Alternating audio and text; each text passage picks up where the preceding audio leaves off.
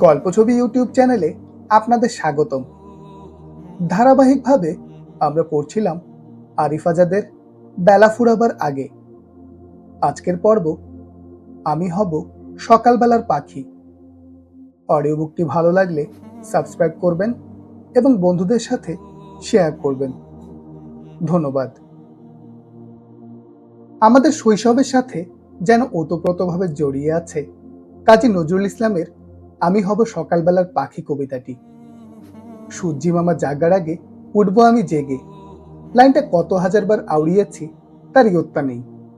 কিন্তু সূর্যি মামা জাগার আগে জেগে ওঠার সাথে যে একটা নৈসর্গিক ব্যাপার জড়িয়ে আছে সেটা বুঝে উঠতে পেরেছি আরো অনেক পরে। সূর্যি মামা জাগার আগের সময়টুকুই তো সুবে সাদিকের সময়, পৃথিবীর পবিত্রতম মুহূর্ত। শান্ত, সজীব, নির্জন, নিষ্কলুষ মুহূর্তই সুবে সাদিক। কবিতায় বারবার সকালবেলার পাখি হবার সাধের কথা বললেও আমরা কজন হতে পারি সুবে সাদিকের ভ্রমর? আমাদের রাতগুলো কেটে যায় মজ মাস্তিতে, আর সুবে সাদিকে আমরা বেঘোর ঘুমে থাকি অচেতন। আমাদের চৈতন্যহীনতায় সকাল পার হয়ে দুপুর গড়ায়। আমরা না হতে পারি নজরুলের সকালবেলার পাখি, না হয়ে উঠতে পারি সুবে সাদিকের গুঞ্জরিত ভ্রমর। মুসলিম হিসাবে আমাদের নিত্যদিনকার ব্যর্থতা শুরু হয় ফজর থেকে। ফজরের সালাতে সামিল হতে না পারার অর্থই হলো দিনের শুরুটা হয় শয়তানের কাছে পরাজয়ের মধ্য দিয়ে। পরাজয় শব্দটা আমাদের কাছে অতীব অপছন্দের। আমরা পরাজিত হতে অপছন্দ করি। পরীক্ষায় অকৃতকার্য হতে চাই না আমরা। জীবনের কোনো উপলক্ষেই আমরা পরাজিত হতে রাজি নই। বহমান জীবনের স্রোতে কোথাও কোনো ছন্দপতন হোক, ব্যাপারটাই আমাদের কাছে অপ্রত্যাশার। কিন্তু দিনের পর দিন আমরা যে শয়তানের কাছে পরাজিত হচ্ছি, হেরে যাচ্ছি, হেরে নাস্তানুবোধ হচ্ছি, তা নিয়ে আমাদের কোনো ভাবান্তর নেই, নেই কোনো চিন্তার সময়। যেন আমরা শয়তানের কাছে পরাজিত হওয়ার জন্যই দুনিয়ায় এসেছি। অথচ শয়তান অভিশপ্ত হওয়ার অন্যতম কারণ মানুষ হিসাবে আমাদের যোগ্যতাকে অস্বীকার করা। আর আমরা আশরাফুল মাকলুকাত, সৃষ্টির সেরা জীব। তথাপি জীবনের পদে পদে শয়তানের কাছে আমাদের নির্লজ্জ পরাজয় বরণ করতে হয়। আরবিতে খুব চমৎকার একটি কথা আছে। বলা হয় ফজর হলো শয়তানের বিরুদ্ধে মুমিনের প্রথম বিজয়। সত্যিই তাই। ফজরের সালাতের জন্য আরামের বিছানা ছেড়ে ওঠা আসলে যুদ্ধ জয়ের সমান। কষ্টের একটা কাজ, তবে কষ্টটা মুনাফিকদের জন্য।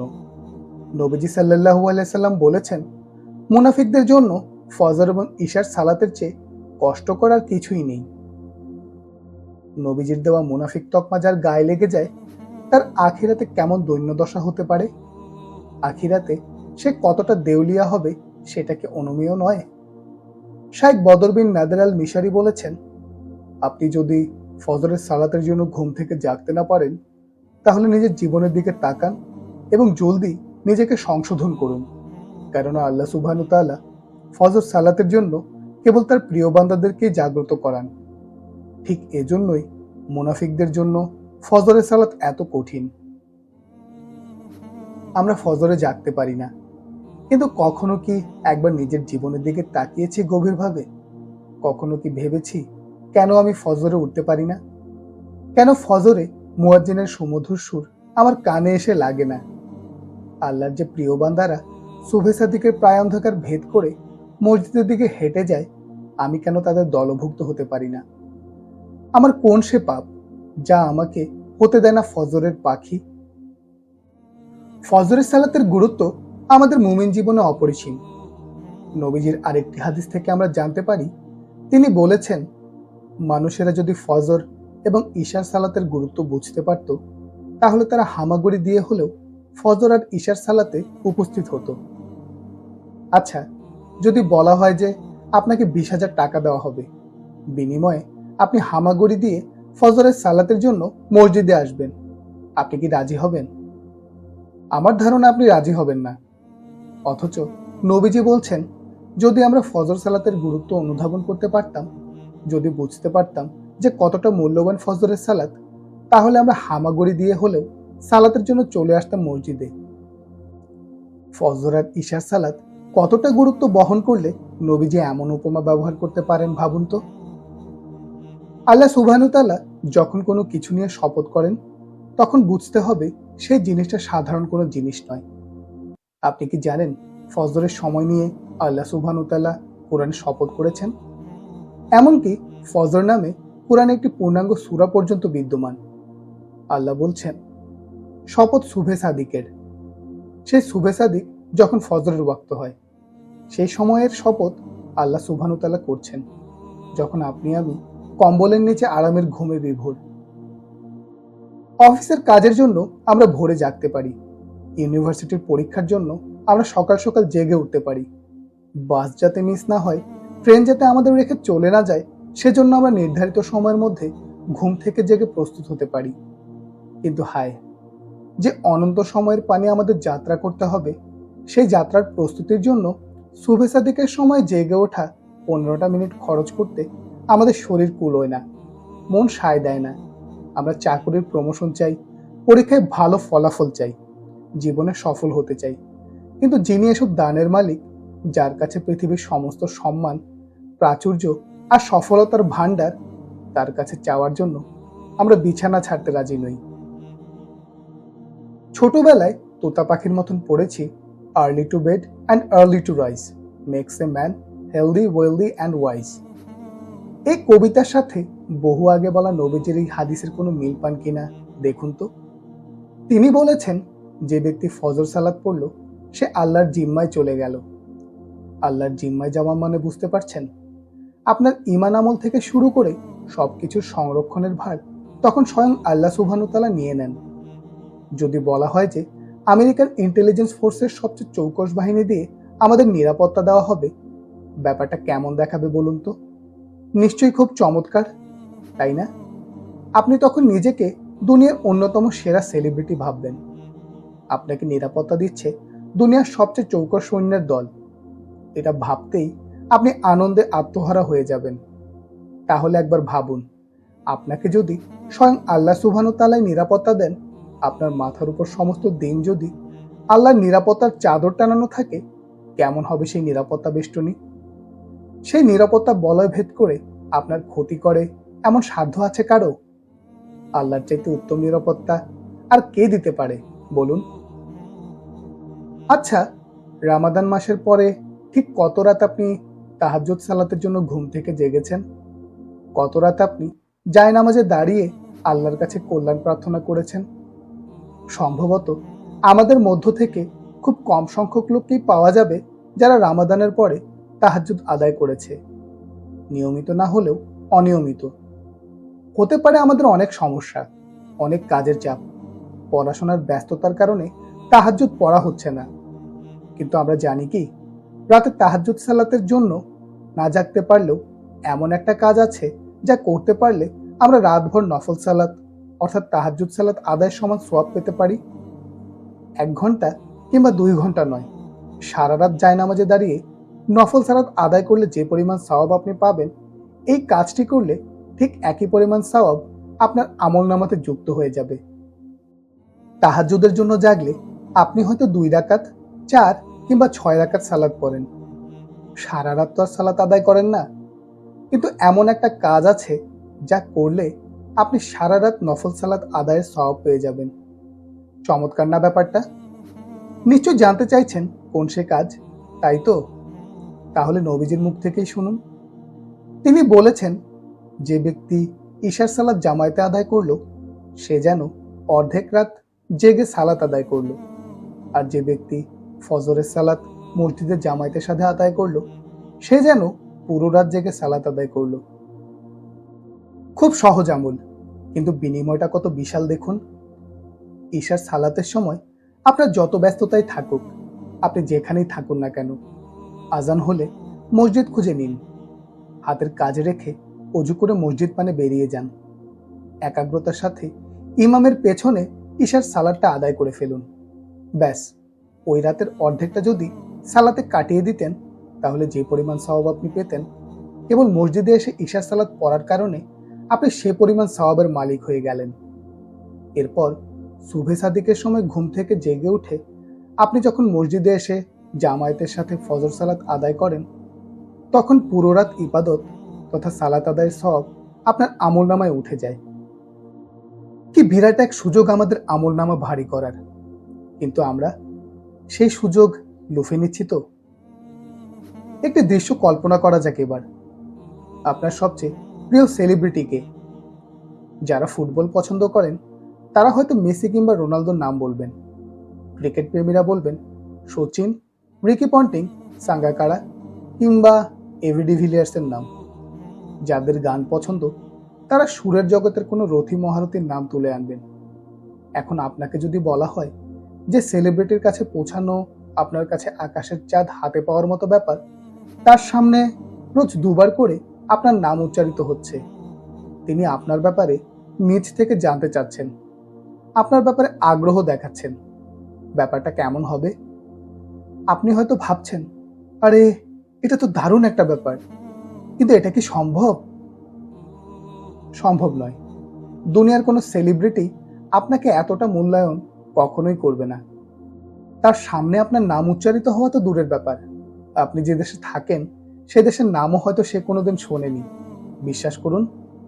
অথচ রাজাধিরাজ মহান আল্লাহ তাআলা, যিনি সমস্ত কিছুর একমাত্র অধিপতি, যার শান মান শওকতের সামনে এই জগৎ মহাজগতের সবকিছুই তুচ্ছাতি তুচ্ছ, সেই মহামহিম আল্লাহ তাআলা রোজ আমাদের খবর রাখেন। আমরা যখন ফজরের সালাতে দাঁড়াই, তখন একদল ফেরেশতা পৃথিবী হতে আসমানের দিকে যাত্রা করে আল্লাহর কাছে পৌঁছায়। তখন আল্লাহ ফেরেশতাদের কাছে জানতে চান, তোমরা আমার অমুক অমুক বান্দাদের কোন অবস্থায় রেখে এলে?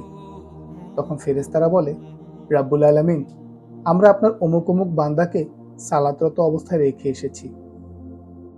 চিন্তা করুন, সুবহে সাদিকের সময়ে আরামের বিছানা ছেড়ে আমরা যখন মসজিদে এসে ফজরের জামায়াতে দাঁড়াই, আমাদের মর্যাদা, আমাদের কথা, আমাদের অবস্থানের বর্ণনা তখন ৭ আসমান ভেদ করে আল্লাহর আরশে আজিমে পৌঁছে যায়। আমরা কি চাই না আমাদের নাম রোজ রোজ আরশে আজিমে উচ্চারিত হোক? আমরা কি চাই না আমাদের নাম রোজ রোজ ফেরেশতারা আল্লাহর কাছে বর্ণনা করুক? দুনিয়ার সেলিব্রিটিদের কাছে পৌঁছাতে হলে আমাদের কত কসরত, কত আয়োজন, কত সুযোগের অপেক্ষা করতে হয়।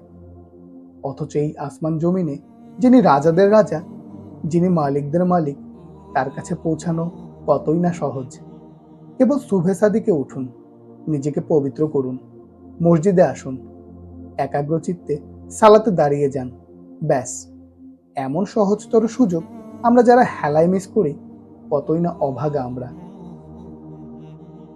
ছোট বাচ্চারা যখন মায়েদের কাছে কিছু চায়, তখন মায়েরা বলেন, আগে ওটা করো, তাহলেই এনে দেব। ছোটরা মায়ের আদেশ পালন করে। মায়ের আদেশ পালন করা যতখানি না বড় ব্যাপার, তার চেয়ে বড় ব্যাপার হলো সেই কাঙ্ক্ষিত জিনিসটি পাওয়ার লোভ। জীবনে তো কত কিছু পাওয়ার স্বাদ আছে আমাদের, তাই না? জান্নাত পাওয়ার স্বাদ কি সেই তালিকায় আছে? আমরা সমস্বরে চেঁচিয়ে বলে উঠব, হ্যাঁ, আমরা জান্নাতে যেতে চাই। নবীজি আমাদের জানাচ্ছেন, আমরা যেন 2 শান্ত সময়ের সালাত আদায় করি, তাহলে আমরা সহজেই জান্নাতে যেতে পারবো। 2 শান্ত সময়ের সালাত কোনগুলো? সেগুলো হলো ফজর এবং আসর। এই 2 ওয়াক্তে প্রকৃতি থাকে শান্ত, সজীব, নির্মল। আমরা যদি ফজর এবং আসর সালাতে তৎপর হই, আমাদের জান্নাতে যাওয়ার পথ মসৃণ হবে। জান্নাত তো আমাদের জীবনের পরম আরাধ্য। সুমধুর কলকল ধ্বনির নহর, চিরসবুজ উদ্যান, নয়ন জুড়ানো ঐশ্বর্যমণ্ডিত এমন বাগানের বাসিন্দা হওয়ার জন্য আমাদের হতে হবে সুবহে সাদিকের পাখি, যে পাখি রবের স্মরণে জেগে ওঠে, যার কণ্ঠ বেয়ে ঝরে পড়ে রবের মহিমা। ফজর ছেড়ে দিয়ে আমরা নিজেদের জীবন থেকে দূরে ঠেলে দিই আল্লাহর বারাকা। একবার এক লোক ইব্রাহিম ইবনু আদম রাহিমাহুল্লাহকে বলল, বারাকা বলতে কিছু আছে বলে আমার মনে হয় না। লোকটার কথা শুনে হাসলেন ইব্রাহিম ইবনু আদম। বললেন, কুকুর এবং ভেড়া চেনো? হ্যাঁ। কোনটার প্রজনন ক্ষমতা কেমন? একটা কুকুর 7টা পর্যন্ত বাচ্চা দিতে পারে, অন্যদিকে একটা ভেড়া বাচ্চা দিতে পারে বড়জোর 3টি। তোমার চারপাশে তাকালে দুটোর ভেতরে কোন প্রাণীটিকে তুমি সবচেয়ে বেশি দেখতে পাও? ভেড়াই বেশি দেখি, কিন্তু ভেড়া তো এমন এক প্রাণী যাকে নিয়মিত জবাই করা হয় এবং যার মাংস মানুষ খায়, তাই না? জি। কুকুর কি জবাই করা হয়? কুকুরের মাংস কেউ খায় না। তারপরও কুকুরের চাইতে ভেড়ার সংখ্যা দুনিয়ায় বেশি। এর কারণ এর কারণ হলো বারাকা। ভেড়া রাতে দ্রুত ঘুমিয়ে পড়ে এবং ঠিক ফজরের আগে তারা জেগে ওঠে। ফলে ফজরের সময়ে আল্লাহ যে বারাকা দুনিয়ায় পাঠান, ভেড়া সেটা লাভ করে। অন্যদিকে কুকুর সারা রাত জেগে থাকে, কিন্তু ফজরে ঠিক আগ মুহূর্তে ঘুমিয়ে পড়ে। ফলে ফজরে আল্লাহ যে বারাকা প্রদান করেন তা থেকে কুকুর বঞ্চিত হয়। এজন্যই ভেড়া কম বাচ্চা প্রসব করা সত্ত্বেও এবং তারা জবেযোগ্য প্রাণী হওয়ার পরেও দুনিয়ায় তাদের সংখ্যাটা অত্যধিক। অন্যদিকে বেশি বাচ্চা প্রসব এবং জবে অযোগ্য প্রাণী হওয়ার পরেও দুনিয়ায় কুকুরের সংখ্যা তুলনামূলক অনেক কম। এটাই হলো বারাকা। যারা ফজরে জাগে তারা বারাকা লাভ করে জীবনে, সময়ে, কাজে। আর যারা জাগতে পারে না তারা বঞ্চিত হয় এই বারাকা থেকে। তাদের কাজে বারাকা থাকে না, সময়ে বারাকা থাকে না, সর্বোপরি জীবন থেকেও তাদের বারাকা হারিয়ে যায়। বারাকা যে কত বড় একটি নিয়ামত তা যে লাভ করে কেবল সেই উপলব্ধি করতে পারে। জীবনে বারাকা লাভের জন্য আমরা কি হয়ে উঠতে পারি না সকালবেলার পাখি? সুবহে সাদিকের স্নিগ্ধ শীতল হাওয়ায় মেলে দিতে পারি না নিজেদের ডানা? আমরা অনেকেই ফজরের জন্য জাগতে পারি না। একজন মুমিনের জন্য এটা একটা বিশাল ব্যর্থতা, দিনের প্রথম পরাজয়। একজন মুমিন তার দিন শুরু করবে পরাজয় দিয়ে, তাও আবার আল্লাহদ্রোহী শয়তানের হাতে। ব্যাপারটাই তো লজ্জাজনক। এরকম লজ্জার জীবন নিয়ে বেঁচে থাকা একজন মুমিনের জন্য কখনোই শোভনীয় নয়। তাই আমাদের সবার উচিত ফজরে জাগার জন্য সর্বাত্মক চেষ্টা করা। এটাকে জীবনের গুরুতর একটা চ্যালেঞ্জ হিসাবে নেওয়া। ফজরে জাগার জন্য বেশ কিছু কার্যকরী উপায় আছে। সেই উপায়গুলো অবলম্বন করলে আশা করা যায় আমরা নিয়মিত ফজরে জাগতে পারবো ইনশাআল্লাহ। ফজরে জাগতে হলে সর্বপ্রথম যা দরকার তা হলো নিয়ত করা। আমি যে ফজরে সত্যি সত্যিই জাগতে চাই, ফজর সালাত মসজিদে জামায়াতের সাথে আদায় করতে চাই, এর জন্য ঘুমোতে যাওয়ার ঠিক আগে নিয়ত করে ফেলা। নিয়তের ব্যাপারটি আসতে হবে একেবারে হৃদয়ের গভীর থেকে। কেবল মুখে যদি কেউ বলে আমি ফজরে উঠব, তাহলে সেটা সঠিক নিয়ত হবে না। নিয়ত তো মোটা দাগেই অন্তরের ব্যাপার। তাই দেখতে হবে ফজরে জাগার তাড়নাটা আমার হৃদয় থেকে উৎসাহিত হচ্ছে কিনা। ব্যক্তিগত অভিজ্ঞতা থেকে বলি, যেদিন আমি খুব তাড়াহুড়ো করে ফজরের সালাত পড়ার ব্যাপারে কোনো রকম মনস্থির করা ব্যতীতই ঘুমিয়ে পড়ি, ঠিক সেদিনই ফজরে জাগতে প্রচুর সমস্যা অনুভব করি। নিয়ত ব্যতীত রাতে শীঘ্রই বিছানা ধরলেও ফজরে জাগতে সমস্যা হয়। আবার যেদিন আমি সঠিকভাবে ফজরের সালাত পড়ার ব্যাপারে দৃঢ় সংকল্প নিয়ে ঘুমোতে যাই, সেদিন ফজরের জন্য নির্দিষ্ট সময়ের মধ্যেই জাগতে পারি।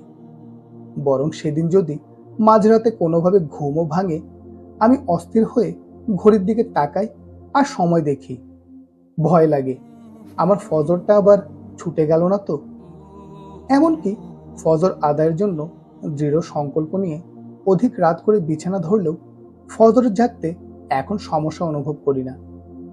এই যে দুটো অবস্থায় দুটো ভিন্ন ভিন্ন অনুভূতি, এটা কেবল নিয়তের ফলাফল। প্রথম অবস্থায় আমার নিয়ত থাকলেও তা ছিল খুব সাদামাটা, তাতে দৃঢ় কোনো সংকল্প ছিল না।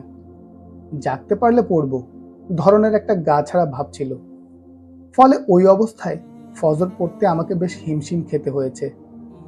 আবার দ্বিতীয় অবস্থায় আমি দৃঢ় সংকল্পবদ্ধ যে আমি কোনোভাবেই ফজর ছাড়ব না। ফলে দেখা যায় আমি ঠিক ঠিক ফজরের জন্য জাগতে পারছি কোনো সমস্যা ছাড়াই।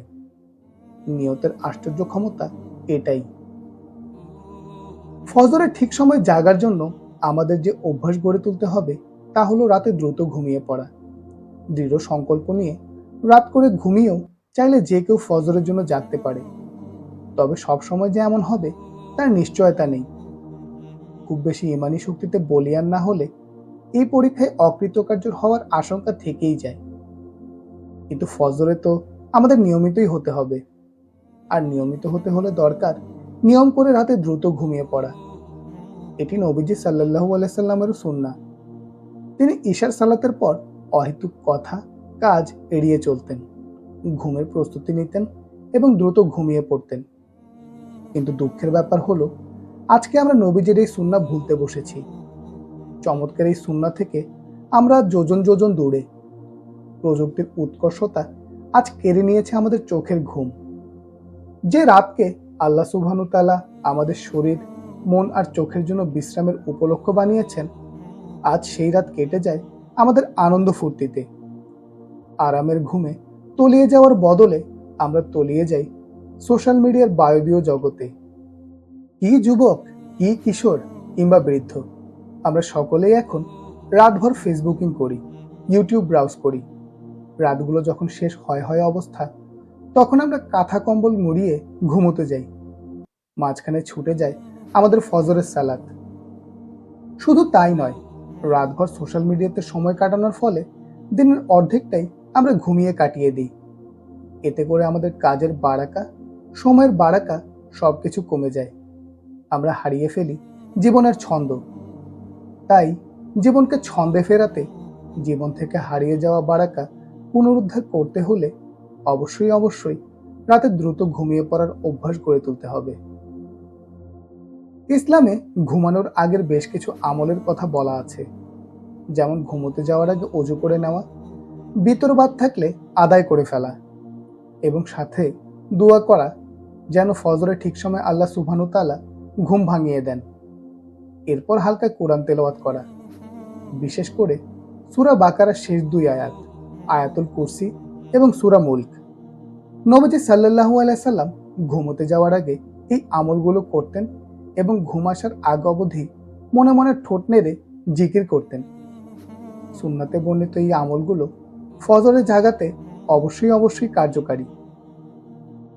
ফজরে জাগার অন্যতম আরেকটি উপায়, যেটা আমি ব্যক্তিগতভাবে মেনে চলার চেষ্টা করি, তা হলো ঘুমানোর সময় ফজরের সালাতের গুরুত্বগুলো একে একে মনে করা। যেমন মুনাফিকদের জন্য ফজরের সালাত আদায় কষ্টসাধ্য। ফজরের সালাত ছেড়ে দিয়ে নিজের ভেতরে মুনাফিকদের বৈশিষ্ট্য ধারণ করা কোনোভাবেই সম্ভব না। তাছাড়া যারা ফজর সালাত পড়ে, আল্লাহ সুবহানাহু ওয়া তাআলা তাদের কথা ফেরেশতাদের কাছে জিজ্ঞেস করেন। ফেরেশতারাও খুব উৎসাহের সাথে ফজর সালাত আদায়কারীদের গল্প আল্লাহর কাছে করে থাকেন। এই ভাবনাটাও আমাকে ফজর সালাত আদায়ে উদ্বুদ্ধ করে খুব। যেদিন থেকে আমি ফজরের 2 রাকাত সুন্নত আদায়ের ফজিলত সম্পর্কিত হাদিসটি শুনেছি, সেদিন থেকে ফজরের সুন্নত আদায়ে আমি এক অন্যরকম তাড়না অনুভব করি ভেতর থেকে।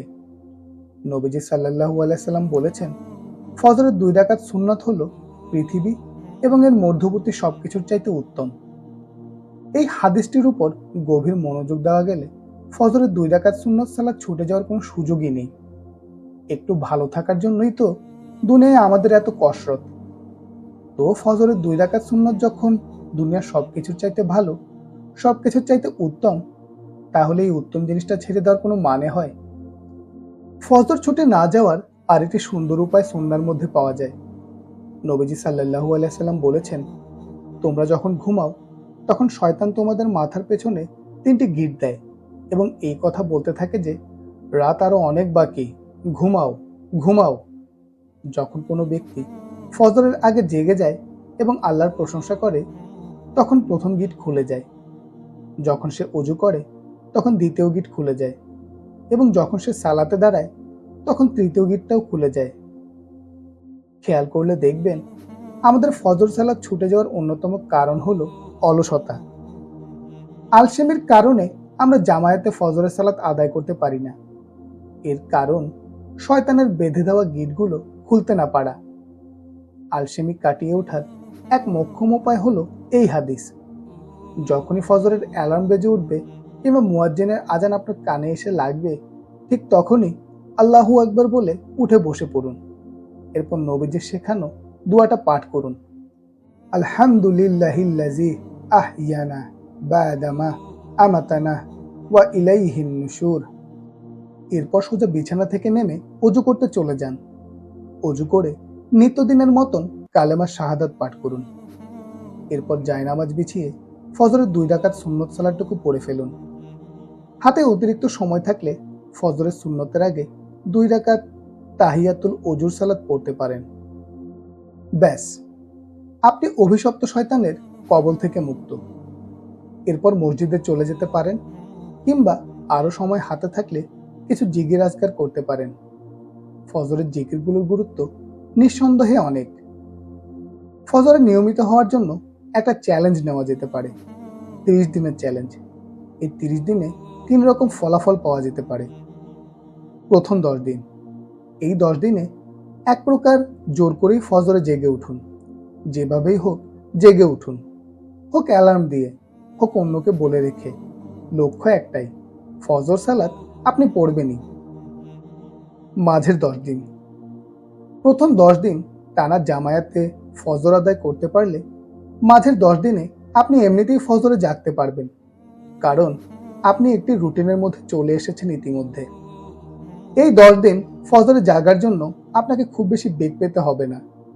দেখা যাবে ফজরে জাগার জন্য আপনি রাতে আগে আগে ঘুমোতে চলে যাচ্ছেন, ঘুমের পূর্বের দোয়াগুলো পাঠ করছেন, ফজরে জাগবেন মর্মে নিয়ত নিয়ে ঘুমোতে যাচ্ছেন, যার ফলে ফজরে জাগা এখন আপনার জন্য অধিকতর সহজ। শেষের 10 দিন, এই 10 দিনে আপনি অন্যরকম একটি অভিজ্ঞতার মুখোমুখি হবেন। ফজরের জন্য আপনি তো এখন জাগবেনই, অধিকন্তু আপনি এখন ফজরের ওয়াক্তের 20 থেকে 25 মিনিট আগে উঠে যেতে পারবেন। এই সময়গুলোতে আপনি তাহাজ্জুদ সালাত পড়বেন, জায়নামাজে আল্লাহর কাছে সঁপে দেবেন নিজেকে। এই 10 দিনে এক অন্য মানুষে পরিণত হবেন আপনি। ফজরে নিয়মিত হয়ে যেতে পেরে এখন তাহাজ্জুদের জন্য আপনার মন ব্যাকুল হয়ে পড়বে। আপনার মনে হবে, ফজরের 20 মিনিট আগে জেগে যদি তাহাজ্জুদটা পড়া যায়, অন্তত 2 রাকাত, তাই বা কম কিসে? জাগবই যখন, আর একটু আগেই না হয় জাগলাম। এই 30 দিনের চ্যালেঞ্জটা একবার নিয়ে দেখুন।